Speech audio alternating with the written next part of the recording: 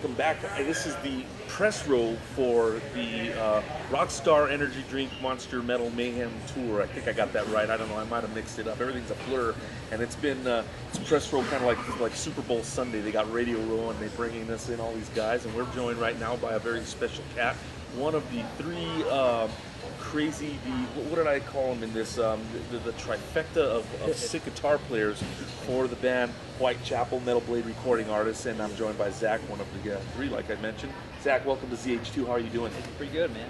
Been trying to stay dry today. It's a wet one out there. It started storming right when we played, so surprised I didn't get electrocuted. Yeah, it's been brutal, and it happens like this every year. I know they try to work around the monsoon season, just it's impossible to do. It always happens. And believe you me, as much as the Southwest has been taken pounding by fires, it's welcome, but it does make things rough for everybody that's here. I'd rather be rain than fire. Let's put it that way. As long as it's not flooding, let's put it that way. Yeah, there you go. There you go. How is the tour going so far for you guys with the Mayhem Festival? Cake, man. It's done well. It's laid back. It's like a Warped Tour in a sense, but it's less bands and less people, so it's just a lot more easygoing. It's taking it crazy. And shows are awesome every day. We get done early and get to watch all the other bands, so it's great. You can ask for better tours.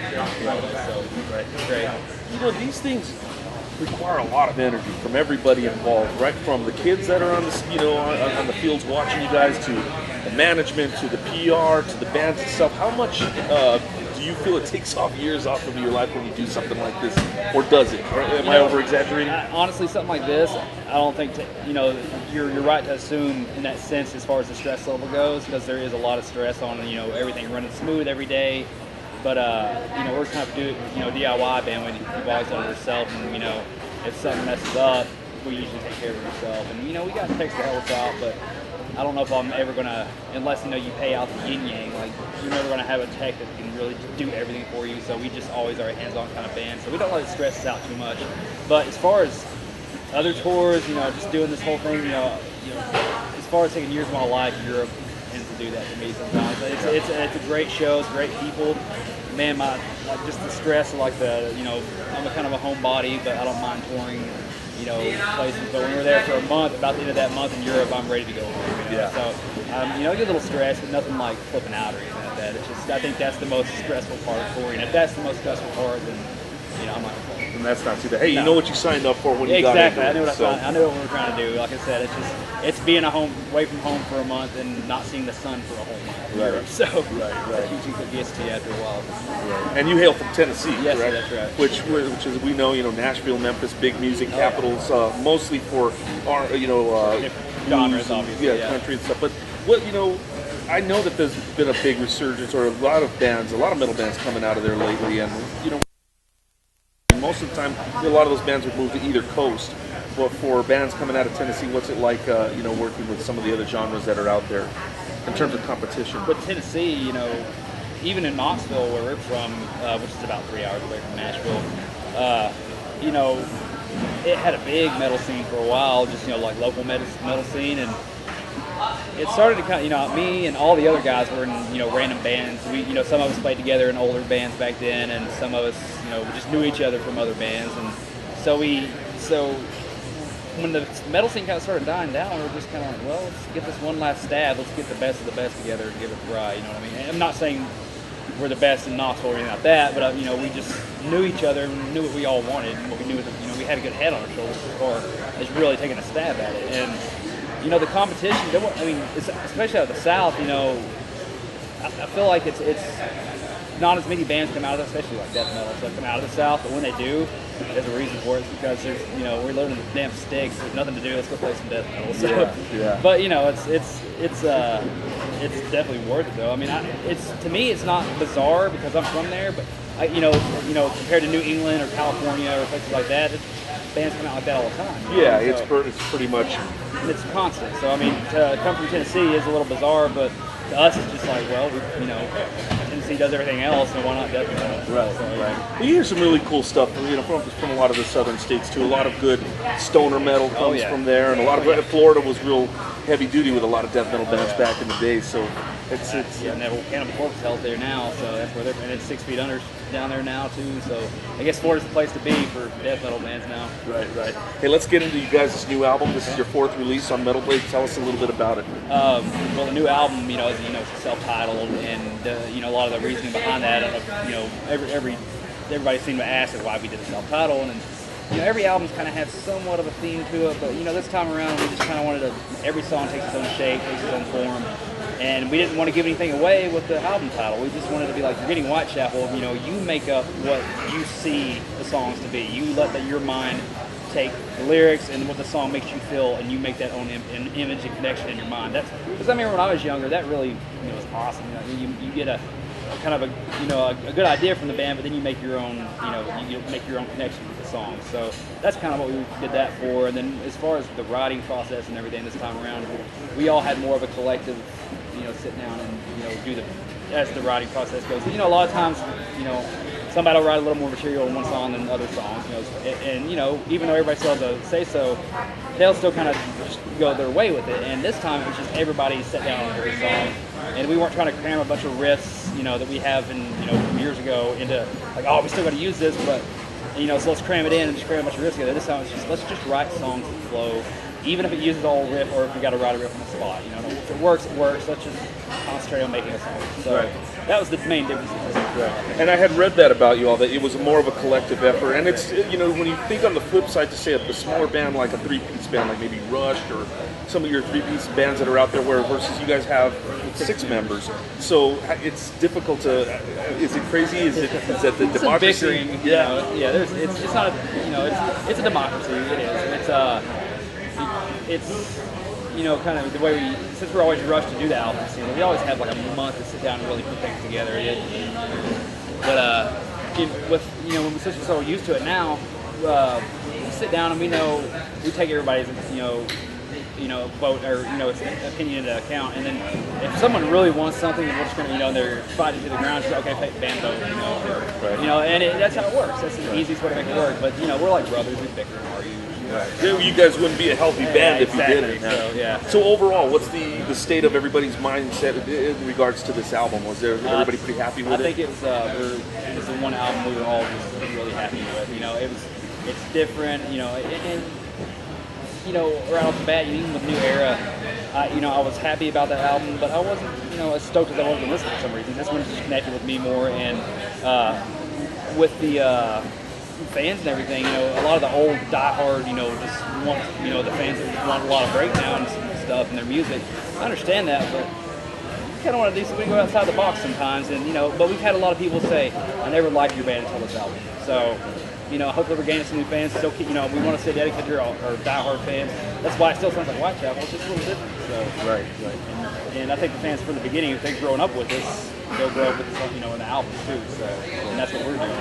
And the album was released in late June, but I know you guys just put out a new video, which is freaking awesome. And that video kicks ass for Dementia. Yeah. So what was it like working with that? I like the way that video was produced. It's kind of in the style of the White Stripes video, which I like. That's kind of the idea, because White Stripes, Whitechapel. That's kind of the joke there too.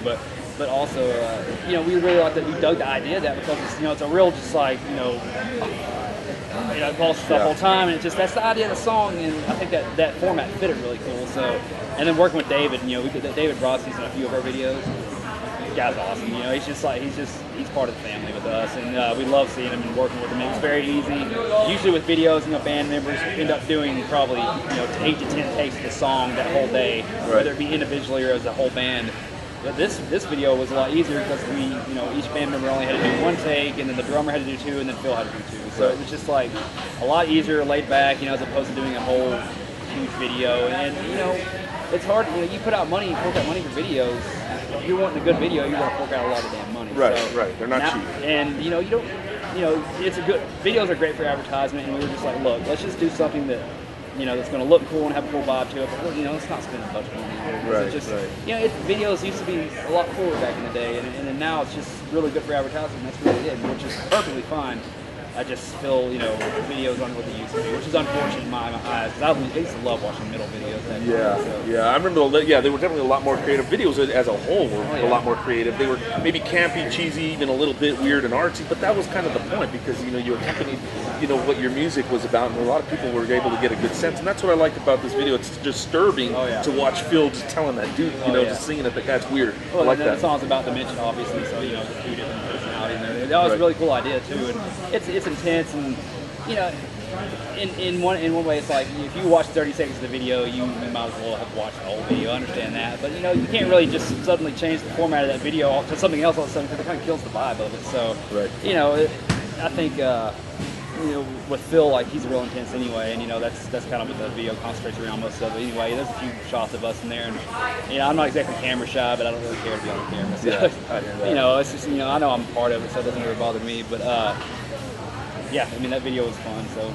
Very cool. Well, a couple more quick questions, and we'll wrap this up. You got a new drummer, right? Yes, absolutely. Ben, I can't say his last name. You want to? Harkle Road. Harkle Road. Okay. Yeah. Well, you have that three-headed monster, which is you guys. So I'm going to leave you guys out of the factor. But with that end of the drums and the bass, that's a pretty prolific, deep end rhythm section that you have, and that really adds to your sound on this particular album. It just really blows doors. What is it like working with him? How is the vibe, the chemistry with the new guy on board? You know, we got him, I guess. Right when we shot the Breeding Violence video, I guess it was last winter, I guess. So he's been with us over a year now, and even from the start when we met him, you know, he jived with us, you know, and when we were watching videos of him, you know, online, we were just checking out these videos because the word was getting around that we needed a new drummer, and we saw, you know, we go through all these videos, and like, guy, you know, watch videos like, that guy's okay, this guy's all right too. Then I saw him play, I was like, that's the guy. You just know, because I watched him play, and it was just. It clicks with you, man. And then when he got here and played, you know, sort of jamming with us, the guy was on top of it, man. He was on fire. And then we toured with him for a whole year. You know, got to know him a little more. He belonged here to begin with. Which, you know, Kevin, our old drummer, I always loved Kevin. We still love Kevin. Kevin's just not in the right mindset for it. So that's unfortunate, but he's a great musician. But we couldn't ask for a better replacement. And his input on the album was really cool. When we sit down and do pre-production, you know, we'd program drums out, and that's just when we were just sitting there writing demo stuff. And he would go through and listen to the songs, Skeletons, and he would do his own thing with the drums. And then you go back and listen, you're like, wow, that just added a lot of spice to it. And that's what he does best, man. He's just he's not all over the place, but he's I guess, what's the word? He's just enough spice to where it's not over the top, I guess. Right. And he's amazing. So, powerful end, like I said, just that rhythm section is it's prolific. It's a brick wall, definitely coming at you now. So one of my last questions is this: you know, we see a lot of the younger bands, and you guys have grown into your own. You're a formidable force as Whitechapel. You are Whitechapel. You do what you do. A lot of the newer bands right now, there's a big resurgence with thrash metal bands and things like that. And I like that. I like the fact that there's a retro style. A lot of the kids are kind of grabbing onto that. But I think that the fact that you guys have set your pace and you're doing your own thing and being very successful at it, I got to commend you guys for that. What's been your mindset the whole time working on your music? We didn't want to, you know, a lot of these bands come out real fast and they're gone in a year. You know, we didn't want to fizzle out. We wanted to keep growing. We wanted to keep, you know, doing what Whitechapel does. And, you know, I think every album is getting the point across of just, you know, what we're capable of and what we can do. And I think with, you know, I'm not going to, you know how you can say, oh, that band sounds like a Sugar, or all that band sounds like, you know, Metallica or something. You know, they had their own sounds. I don't know if we're ever, I doubt we're ever going to the point where people are going to say, oh, that band sounds like Whitechapel. But, you know, that's apparently what, from what I've heard people are more and more saying, we're defining the sound. It's hard for me to see because I have so many influences that whole band does. But if that's the case, then we're going to keep doing that, and we're going to keep, you know, keeping that mindset as far as like, yeah, we want to be around for a while. That's our mindset about it. We don't want to fizzle out, man. We want to keep doing this because we all had the heart to do it to begin with, and I think we're going to keep doing it no matter what. So. All right. Well, once again, Zach, one of the trifecta of terror, one of the three guitarists, I should say, from Whitechapel, Metal Blade recording artist. Brand new album out. It's been out for a few weeks, but pick it up. And anything final you'd like to tell our viewers on ZH2? Thanks for the support. If you're fans, if you're not fans, check out the new stuff. I hope you dig it. I mean, it's going across well, and if you like metal, I hope you'll dig it. I promise. All right. Zach, much continued success. Thank you very much for the interview. I appreciate it.